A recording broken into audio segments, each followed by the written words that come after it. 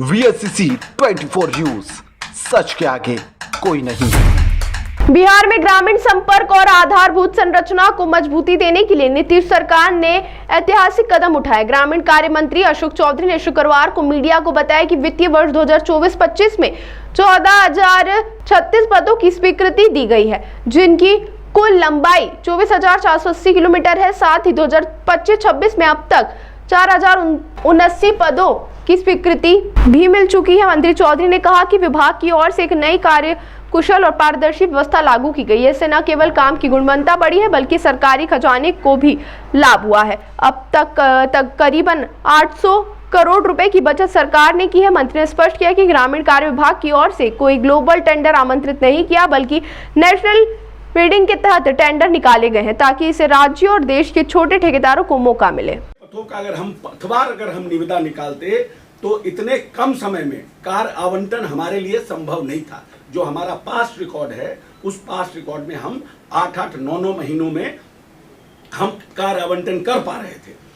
इसी प्रकार मुख्यमंत्री ग्रामीण अवशेष जिसमें अवशेष में जो पहले मुख्यमंत्री ने निर्णय किया था कि हम 500 तक का कवर करेंगे, फिर देन ही हैज डिसाइडेड कि 250 तक का था। उसके बाद वी हैव डिसाइडेड, मुख्यमंत्री ने कहा कि नहीं, जहाँ 100 की भी आबादी है उसको भी हम 12मासी सड़क देने का काम करेंगे।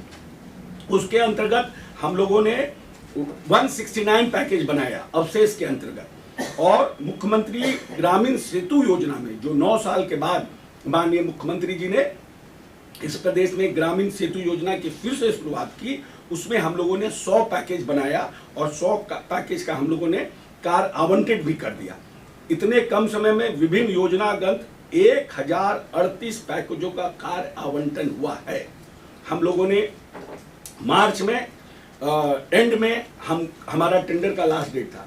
अप्रैल, मई, जून 3 महीने में, जुलाई तक में अभी जुलाई बचा हुआ है, हम लोगों ने 1038 पैकेज का कार आवंटित कर दिया, जो प्रखंडवार पैकेज तैयार कर निविदा आमंत्रित करने के कारण ही संभव हो पाया है। अगर हम इसको सेंट्रलाइज नहीं करते, अगर हम डिसेंट्रलाइज करते तो चुनाव हमारा खत्म हो जाता, हम टेंडर नहीं कर पाते। तो हमारी प्रायोरिटी, सरकार की इच्छा शक्ति थी कि हम चुनाव के पहले, इस फाइनेंशियल ईयर के खत्म होने के पहले एटलीस्ट हम जितने सड़क का निर्णय कर रहे हैं और इतना पैसा सरकार लगा रही है, उस सभी पथों पर, सभी पुलों पर हम कार आरंभ करने की स्थिति में रहे। और अगर आप पूरा इसको देखिएगा, प्रखंडवार पैकेज का निविदा आमंत्रित किए जाने के जो विभिन्न स्तर हैं, जो बार बार लोग कहते हैं कि हमने ग्लोबल कर दिया, हमने छोटे छोटे जो कॉन्ट्रैक्टर्स हैं उनके लिए रास्ता नहीं बनाया, तो जो बिड वैल्यू है 0 से 5 करोड़, उसमें MMJSY अवशेष में 113 पैकेज हैं और मुख्यमंत्री ग्रामीण सेतु योजना में 43 पैकेज हैं और MMJSUI इसमें सुदृढ़ीकरण योजना जो नया हमने 7 साल का लगाया है, उसमें हम 52 पैकेज हैं। तो हमारा 0 से 5 में 208 पैकेज है। 5 से 10 करोड़ में हमारा अवशेष में 51 है, हमारा सेतु में 105 है, हमारा सुदृढ़ीकरण योजना में 79 में, टोटल 235 है। उसके बाद 10 से 15 करोड़ में हमारा पैकेज अवशेष में 5 है, मुख्यमंत्री सेतु में 42 है और जो सुदृढ़ीकरण है उसमें 77 है, टोटल 124 है। उसी तरह से 15 से 20 करोड़ में हमारे पास अवशेष में कोई नहीं है, हमारे पास सिर्फ मुख्यमंत्री सेतु योजना में 15 पैकेज हैं और हमारे यहाँ सुदृढ़ीकरण में 61 पैकेज हैं।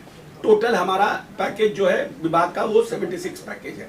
20 से 25 करोड़ में सिर्फ 5 पैकेज हैं मुख्यमंत्री सेतु योजना में और 66 पैकेज हैं सुदृढ़ीकरण योजना में और 25 से 30 में 2 योजना हमारे यहाँ है, जो मुख्यमंत्री सुदृढ़ीकरण योजना में 70 है, 72 हैं और सुदृढ़ीकरण योजना में और 76 है, फिर 66 है, 59 है, 45 है और 50 से 55 करोड़ में 6 हैं।